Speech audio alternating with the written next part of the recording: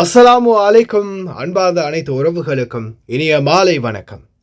மீண்டும் சார்ஃபான் always with you channel ஊடாக உங்களை சந்திப்பதில் மிக்க மகிழ்ச்சி. மிக முக்கியமான பல தகவல்களோடு தான் வந்திருக்கேன். வீடியோவை கடைசி வரைக்கும் பாருங்கள். தெரியாத நண்பர்களுக்கும் மறக்காமல் ஷேர் பண்ணுங்கள். வீடியோ பிடிச்சிருந்தா ஒரு லைக் பண்ணுங்கள், சப்ஸ்கிரைப் பண்ணுங்கள். மறக்காமல் பெல் பட்டனை ஆல் செலக்ட் பண்ணுங்கள். அப்போ தான் நான் போடக்கூடிய ஒவ்வொரு தகவல்களும் உங்களுக்கு நோட்டிஃபிகேஷன் மூலம் கிடைக்கும். வெளிநாடு வாழ் தாய் தந்தையர்களே, கடைசியில் தெருவில் பிச்சை எடுக்கும் நிலை கூட வரலாம். ஞாபகம் வைத்துக் கொள்ளுங்கள்.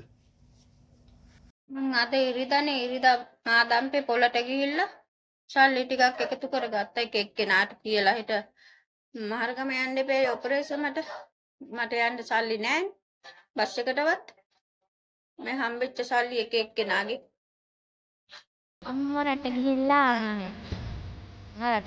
ආවේ නෑ. ඔයා බලාපොරොත්තු වෙමින් ඉන්නවා තම කවදාක හරි ඔයා ගාවට එයි කියලා. මම කතා කරනවත් தாய்க்காக இயங்கும் ஒரு சிறுமி, கோடிக்கணக்கில் உழைத்து கொடுத்தும் பலன் இல்லாத தாய். வீடியோ ஃபுல்லாக பாருங்கள். வீடியோக்குள்ளே போகிறதுக்கு முன்னாடி இந்த ஒரு காலத்தில் இந்த டிக்டாக் வலைத்தளத்தில் தெரு தெருவாக கூத்தாடிகள் மாதிரி பாட்டு படிச்சுக்கிட்டு தெரிஞ்சு அந்த உஷான்னு சொல்லி இன்னும் ஒருத்தர், அந்த 2-3 பேர், எனக்கு பேர் ஞாபகம் இல்லை, அந்த உஷாட பேர் மட்டும்தான் ஞாபகம் இருக்குது. அந்த பின்னால் எட்டி பார்க்குறது அவங்க தான். இந்த குழு அந்த டிக்டாக்ல லைவில் கூத்தடிச்சுக்கிட்டு தெரிஞ்சாங்க. சரி, அதை பற்றி நான் பேச வரல. இதில் இந்த லைவில் ஒரு அரபி பெண்மணி ஏதோ ஒரு நாடுன்னு நினைக்கிறேன், அரபியில் பேசுகிறாங்க. அவங்க பிரார்த்தனை பண்ணுறாங்க. இந்த முட்டால் இருந்துக்கிட்டு அதை அவங்கள வெளியே அனுப்பாமல் லைவை கேன்சல் பண்ணி வெளியே அனுப்பலாம், இல்லை நீ வெளியே போகலாம். அது பண்ணாமல் தேவையில்லாத பேச்சுகள் பேசுகிறேன். அரபி அந்த பெண் பிரார்த்தனை தான் பண்ணுறாங்க. அது தெரியாமல் இந்த முட்டால் குடிபோதையில் இருந்துக்கிட்டு அந்த பெண்ணுக்கு வேச அத்தியாச அப்படின்னு சொல்லி ஏசி. நான் ஒன்று சொல்கிறேன், நல்லா கேட்டுக்கோங்க. இந்த கூத்தாடிகளுக்கு அண்ணன் பிரபாகரன் மட்டும் இல்லைன்னா தமிழில் எல்டிடி அப்படின்ற ஒன்று இல்லையேண்டா நீங்கள்லாம் மேப்பில் தான்டா பார்த்துருக்கணும். லண்டன், ஜெர்மன், இத்தாலி, ஃப்ரான்ஸ் எல்லாம். அந்த மனுஷன் இந்த நாட்டுக்காக கஷ்டப்பட்டார், தமிழ் ஈழத்துக்காக கஷ்டப்பட்டார். அந்த சந்தர்ப்பத்தில் அந்த பேரை வச்சு நீங்கள்லாம் கள்ளத்தோணிகளில் ஏறி ஓடினீங்கள், சரியா? அண்ணன் பிரபாகரனோ அல்லது அந்த ஏக்கமோ இல்லாமல் விட்டுருந்தா நீங்கள்லாம் மேப்பில் தான் பார்த்துருக்கணும். லண்டன், கனடா, ஃப்ரான்ஸ், சுவிஸ் எல்லாம் ஞாபகம் வச்சுக்கோங்க. மதம் பிடிச்சு ஆடாதீங்க. يا كريم الله يفرحكم بورود الجنة يا رب. தங்கம், اللهم آمين. நான் ஊர்லாப்பில் இத்தாலியில் நிற்கிறேன் படியாக்களே. நான் என்ன பிரான்ஸுக்கு ஹாப்பி கிறிஸ்மஸ் சொல்லத்தான் வந்தேன். நீ புலிஸும் இல்லை, ஒரு சாமானும் இல்லை, நீ வெளியே போ, தேவைச்சு வெளியே போ. நான் இன்னொரு தண்ணி அடிச்சனும். يا رب يا كريم يا رب يا كريم. اللهم الجنة. اللهم آمين. الله يحفظ بلدكم يا رب يا آمين. பாக்குறே எல்லாரும் தயவு செய்து இந்த லைவ்ல நிக்கிறாங்க. தயவு செய்து எல்லாரும் வெளியே போ ப்ளீஸ். நான் அவளுக்கு இறக்கி போட்டு நான் திருப்பி லைவ் போறேன்னா ஓகே லைட் இவ்வளவு நான் இறக்க போறேன். Thank you okay bye, see you bye. போடி நீ சொல்ற கிளட்டு நாயே பாய். I love you Hindi. ஒத்த வேசியோட அப்புறம் தங்கம் செல்லக்குட்டி, والله ماني فاهم. I don't like you. Okay يا رب يا كريم I love you. அரபிமோ அரபியா ஐஸ்கிரீமோ எனக்கு தேவையில்ல, நீ தேவையில்ல. عربي عربي அரபி I don't like no அரபி. English. நீ கொண்டு கடையில குண்டு வச்சாகல். ஓகே اوكي நீ கொச்சி கடையில குண்டு வச்ச, நீ எனக்கு தேவையில்ல. طعام بيبي بيبي صغير حق طعام بيبي صغير. கொச்சி கடை அந்த ஞாபகம் இல்லை, நீ குண்டு வச்ச நீ இல்லை. உண்மையை சொல்லு. Yes or no? هدية هدية هدية هدية هدية حق طعام بيبي. இவனை எப்படி நீ வந்தவள் இந்த லைவுக்கு வேச? يا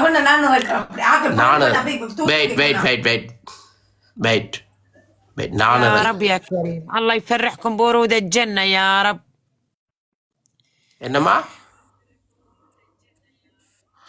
ما விடுங்கடா. شاء الله تبارك الرحمن. தங்கம் தங்கம் செல்லக்குட்டி أنقل. தங்கம் உஷா நுல்லாத பொறு. ஓகே பாய் சிஸ்டர், அஸ்லாம் வலைக்கும் வரஹதுல்லா. اللهم அல்லாஹ் ஹோப்பர் آمين. அம்மாட்ட சரி, அடுத்த பள்ளி அடுத்த கோயில்ல கொண்டு வை. அல்லாஹ் الله ஹோப்பர், أكبر. அல்லாஹ் ஹோப்பர். ஓகே, الله أكبر الدعاء. என்ன ஓல்றாது. என் ஃப்ரெண்ட்ஸோட நான் இப்ப கயக்க போறேன். ஹாப்பி கிறிஸ்மஸ் விஷ் பண்ண போறேன். நீ வந்து வெளியே போ ப்ளீஸ். وعليكم السلام ورحمة الله وبركاته. ஓகே சிஸ்டர், நீங்க வந்து வெளியே போங்க. பிரச்சனை போட்டு ஆக்சிடென்ட் சொன்னல சிஸ்டர் خلص الجولة. فولو فولو وباي باي. فولو باي باي. فولو. ஏசி எப்படி இறக்குறன்னு தெரியாம கை போட்டுவா. இதுல ஒன்றும் விளையிலே தம்பியாங்களே. டிக்டாக்கை பற்றி தெரிஞ்சா இவ்வளவு எப்படி இறக்குறதுன்ற ஒரு எழுதி போடுங்க, தமிழ்ல எழுதுங்க இருக்கா, நான் பாக்குறேன். நான் இருக்கிறேன்னு சொன்னேன்ல. فولو فولو. கண்டா கண்டியதா டேய், உனக்கு அறிவண்டது இருக்கா? ஆ, கொச்சிக்காடு அந்தோனியார் கோயிலில் அந்த பொம்பளை வந்து குண்டு வச்சாவா பார்த்தனியா? ஏனடா இப்படி பேசுறீங்க? ம், அடே இங்கே பாரு, உங்கள் மறுபடியும் சொல்கிறேன், பிரபாகரன் அண்ணன் மட்டும் இல்லையேண்டா, மேப்பில் தாண்டா நீங்கள்லாம் பார்த்துருக்கணும் இந்த பிரான்ஸ் சுவிஸ் எல்லாம். அதால் மதம் பிடிச்ச அலையாதங்கள், சரியா? அதே மாதிரி நம்ம நாட்டில் நடந்த பிரச்சனை, அந்த பிரச்சனைக்கு நம்ம நாட்டில் இருந்த அந்த துரோகி சஹரான் அவங்களோட சேர்ந்த அரசியல்வாதிகள் தான் சம்பந்தம். இந்த பெண் அவங்களோட பிள்ளைக்காக வந்து அங்கனைக்கு உதவி கேட்குறா. உனக்கு மொழி தெரியாட்டி கேன்சல் பண்ணி அனுப்பு. அந்த தாய் வந்து அவங்களுடைய பிள்ளைக்காக பசிக்காக வந்து, இப்போ நிறைய பேர் நீங்கள் பார்த்துருப்பீங்க, இந்த பலஸ்தீனில் உள்ள மக்கள் கூட பிள்ளைகளுக்காக நிறைய பேர் ஹெல்ப் கேட்டு அந்த லைவ் வந்து போடுவாங்க. அதில் நிறைய பேர் அந்த கிஃப்ட் பண்ணி உதவி செய்வாங்க. அறிவத்திண்டவன்கள்லையும் உண்மையிலேயே சொல்கிறதுக்கு வார்த்தை இல்லை. இல்லை நீங்களே சொல்லுங்கள், பார்வையாளர்கள் சொல்லுங்கள், ஈழத்து தமிழ் மக்கள் எத்தனை பேர் என்னோட வீடியோ பார்க்குறீங்க சொல்லுங்கள். இவனுங்களுக்கெல்லாம் ஏக்கத்தை பற்றி பேசையோ அல்லது இந்த லண்டனில் ஓடி போய் தப்பி பொழைச்சவன்ற ஓடி போய் இன்றைக்கி பெரிய பந்தா காட்டுறவங்கெல்லாம் ஈழத்தமிழனுக்காக ஏதாவது ஒரு குரல் கொடுத்தவனா? இல்லை நான் கேட்குறேன், ஈழத்துக்காகன்னு ஏதாவது ஒன்று செஞ்சவனுங்களா? எதுவும் இல்லை.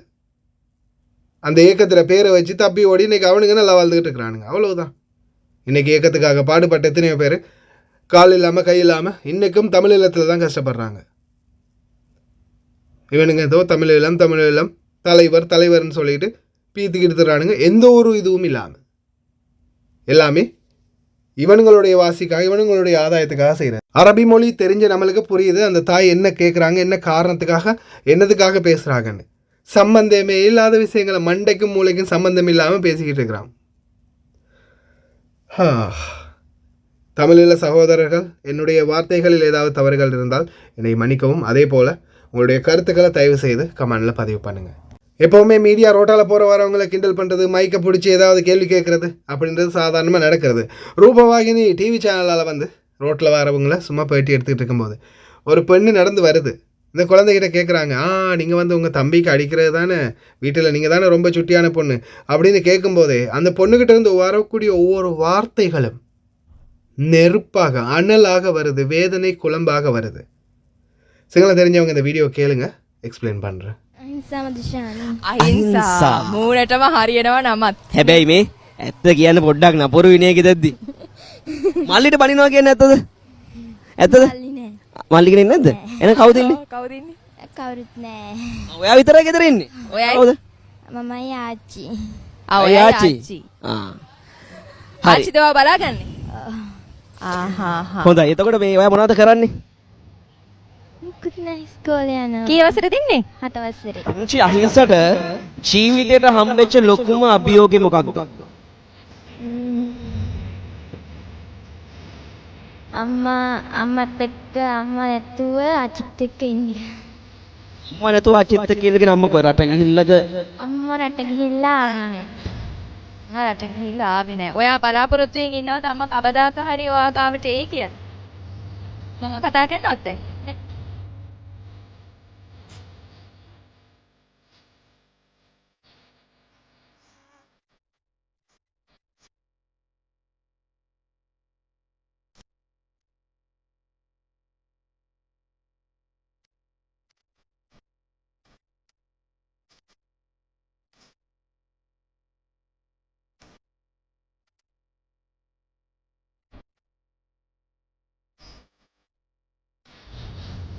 හොඳයි මේ සමහරක් වෙලාවට මල් වගේ හින හෙන මල් එක කතා කරද්දී මල් ඇතුලේ තව ගොඩක් කියපු කියාගන්න බැරිව තියෙන කතන්දර තියෙනවා.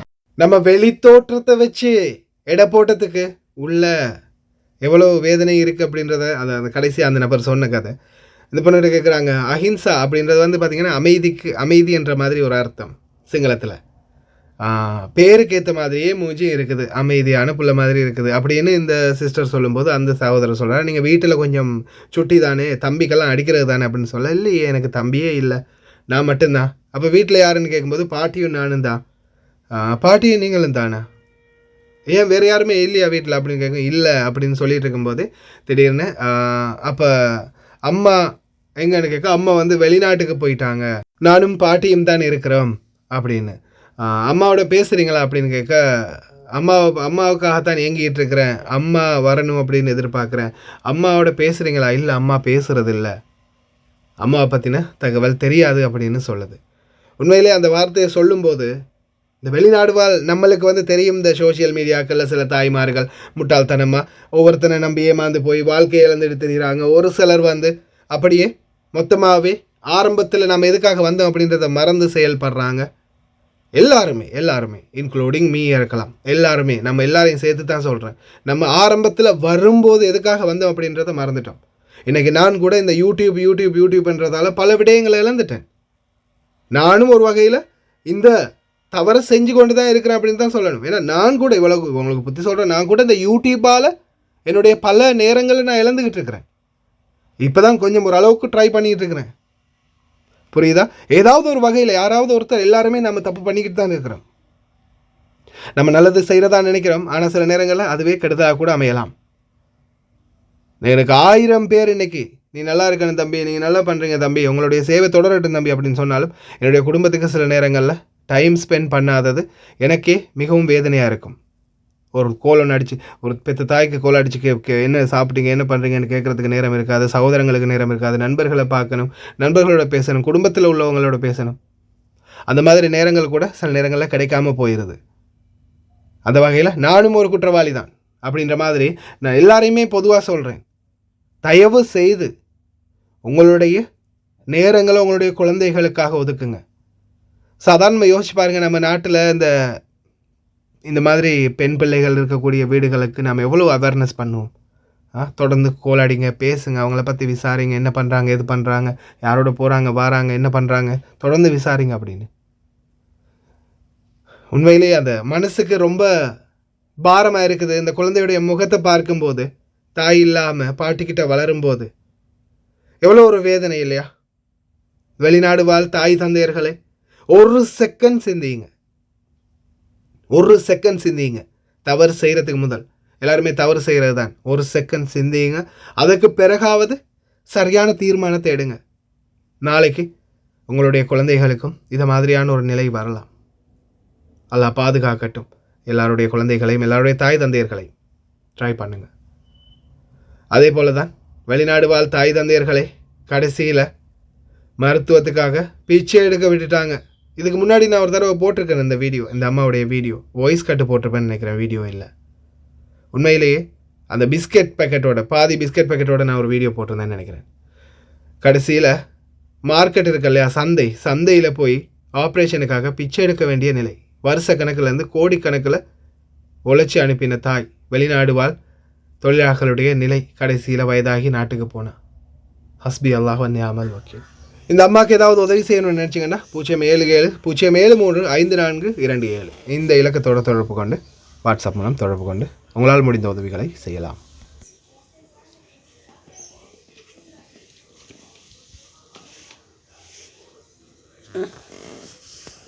දැන් මේ බත් එක එහා ගෙදරින් ගෙනල්ලා දුන්න ගුණවතී කන්න කියලා. පොඩ්ඩයි කෑවේ බත් එක එහෙම මම කන්න බෑ. මොනා කරන්නද ඉතින්? තනියම ඉන්නවා. කොහෙට හරි මැරිලා යයි. කවුරුත් දන්නේ නැතුව. එච්චර තමයි වෙන්නේ, කරන්න දෙයක් නැහැ. ඉතින් දුක තමයි.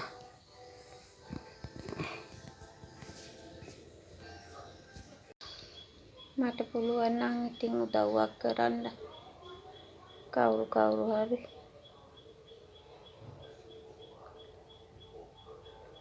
ඒක තමයි ඉතින් කියන්න තියෙන්නේ. මට අහලා පහලින් තමයි බත් ටිකක් හරි ගෙනල්ලා දෙන්නේ. මේ ගේ මං තනියම ඉන්නවා. අමාරුවක් වුණත් ඉතින් කවුරුත් නැහැ. මොනා කරන්නද? මට දැන් මේ මාසේ 31 ආයි යන්න ඕනේ. ඉතින් කාගෙන් හරි කීයක් හරි ඉල්ලගෙන තමයි මං යන්නේ. අපේ දුවට මාව ගණන් ගන්න. දැන් මගේ දුව මාව ගණන් ගන්නෑ. එයාට තමයි දුන්නේ හැමදේම ඉතින්. මම ළඟ තියාගත්තේ නැහැ රුපියලක්වත්. මම හොඳට හම්බ කරුවා රටවල් වල ඉඳලා. කොයි අම්මටත් එන්නේ මේ ටික තමයි අන්තිමට. දරුවෝ බලන්නේ.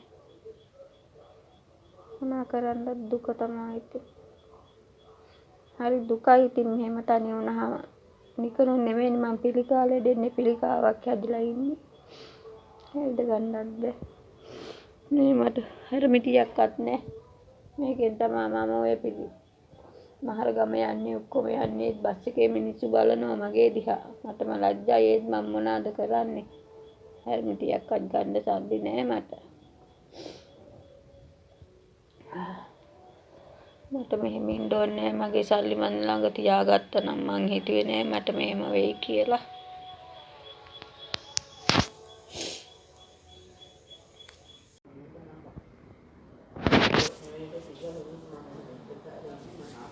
මට දුන්නා.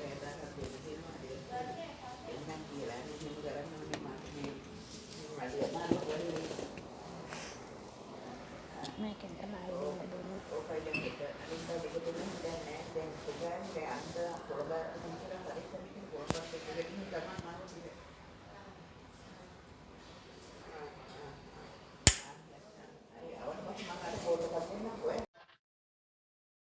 මං අද ඉරිදා මාදම්පේ පොළට ගිහිල්ලා සල්ලි ටිකක් එකතු කරගත්තා එක එක්කෙනාට කියලා හිට මහරගම යන්න එපේ ඔපරේෂන්ට මට යන්න සල්ලි නැහැ බස් එකටවත් මේ හම්බෙච්ච සල්ලි එක එක්කෙනාගේ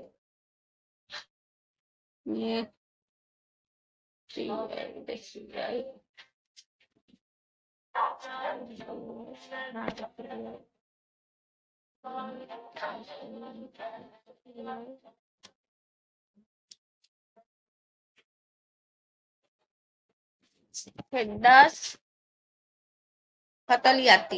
එක්දාස් 40ක් තියෙනවා. ඉතින් මේකත් මදි මට ඒක කරන්න දෙයක් නැහැ. මේකෙන් ඔහේ යන කොහොම හරි එන්න එහෙන් ආපහු සල්ලි කාගෙන් හරි ඉල්ල ගන්නවා. මොනා කරන්නද ඉතින් දුක තමයි. රටේ ඉද්දි මං කෝටි ගණන් මං හම්බ කෙරුවා හොඳට. හම්බ කළා මගේ දුවට තමයි මං සේරම සල්ලි දුන්නේ. දැන් මම මේ පරිදමත් ලියලා දුන්න මාව බලාගනී කියලා. එයාට මාව බලන්න බැහැලු වේදම වැඩිලු. අනිත් එක මම බොරු කරනවලු. මේ මහර ගම යනවා කිය මං සල්ලි ගන්නවලු. මේ හෙට යන්න බෑ ටිකක් හැදුවා. මේ හෙට මගේ ගෙඩිය ඔපරේෂන් කරන්න තමයි හෙට එන්න කිව්වේ. මේ තියෙන්නේ ඔක්කොම ක්ලිනික් කාඩ්. මෙතන තියෙනවා හෙට එන්න කිව්ව දිනේ. මෙතන තියෙනවා හෙට එන්න කිව්ව දිනේ. හෙට සනුදානේ. මේ මගේ පිළිකා එකේ කාඩ් එක තමයි මේ කරන්ට් අල්ලන ඒව මේව කරන්නේ මේ කාඩ් එක ඕනේ. මේ තියෙන්නේ ඕක. මේක තමයි මහර ගමින් බේත් අපිට දෙන කාඩ් එක. ඉතින් දැන් හෙට කොහොම හරි යන්න ඕන මේ වැඩේ කරගන්න. මට ඔපරේෂන් කරගන්න එපා කකුල බෑනේ. ඒ ඉඳ තමයි අද මට සල්ලි නැති ඉඳ මං අද මාදම්පේ පොළට ගිහලා එක එක්කෙනාගේ මේ සල්ලි ටික එකතු කරගත්තා. මම දුවට මාව බලන්න බෑ කිව්වා නෙවෙයි දන් වැඩි කිව්වා. මං ඒගොල්ලන්ව මම ලස්සන්ට ජීවත් කෙරුවා මන් රට ඉද්දි. මාව බලා ගන්න ඕනේ හින්දා දැන් ඉඩමත් ලිව්වා. ඉඩම නම් ආපහු දුව ලියලා මට දෙන්නම් කිව්වා. ඕන කෙනෙකුට කියලා බලා ගන්න කිව්වා.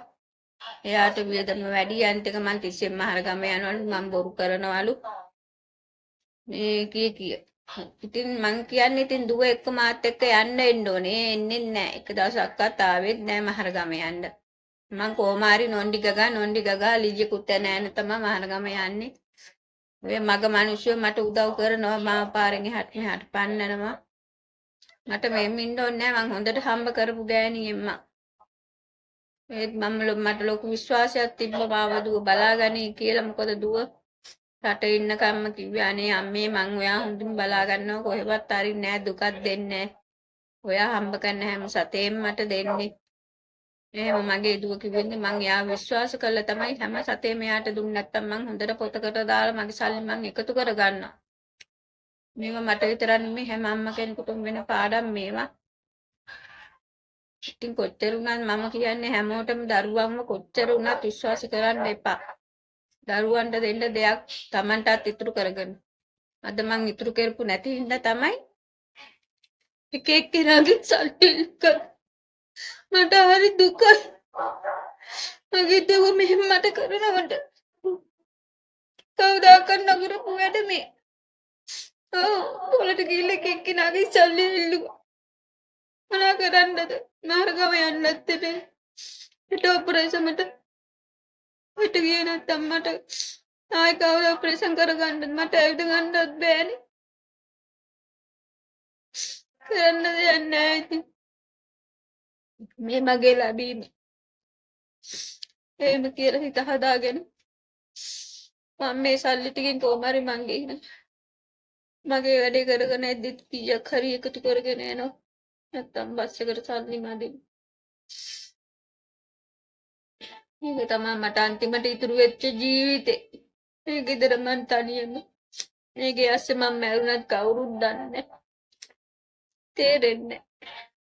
ආලපාලින් තමයි මට කන්න ටික දෙන්නේ. මට ඇවිද ගන්න බෑ මේ කකුල. ඔය ඉදිරියට තියෙන්නේ ඔය පේනවල කකුල.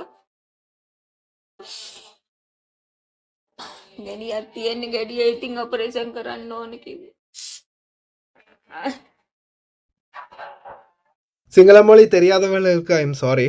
ஆனால் அவங்களுடைய அந்த வார்த்தைகள் உங்களுக்கு புரிஞ்சிருக்கும்னு நினைக்கிறேன். அழுகையும் அந்த முகபாவனையும் உங்களுக்கு புரிஞ்சிருக்கும்னு நினைக்கிறேன். மொழி பொறியாட்டியும் இதுதான் நிலைமை. அன்பார்ந்த தாய் தந்தையர்களை நான் எப்பவும் சொல்கிறது தான். கடைசி கட்டத்தை நெருங்கிட்டு இருக்கிறோம்.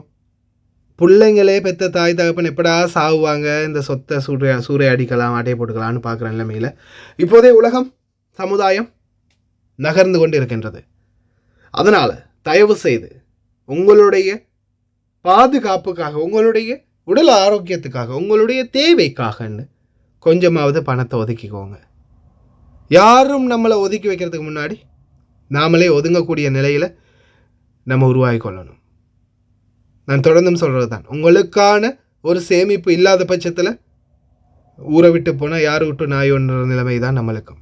அதனால் தயவு செய்து அன்பார்ந்த தாய் தந்தையர்களை, வெளிநாடு வாழ் சொந்தங்களை, உங்களுடைய சொந்தங்களில் ஒருவனாக, உங்களுடைய சகோதரனாக, மகனாக உங்களிடம் கேட்கின்ற ஒரே ஒரு வேண்டுகோள் அதுதான். உங்களுக்காக ஏதாவது சேர்த்துக்கோங்க, கவனமாக இருங்க. கடைசி வரைக்கும் பார்த்த எல்லாருக்குமே ரொம்ப நன்றி. முடிந்த வரைக்கும் ஷேர் பண்ணுங்கள், வீடியோ பிடிச்சிருந்தா லைக் பண்ணுங்கள், சப்ஸ்கிரைப் பண்ணுங்கள்.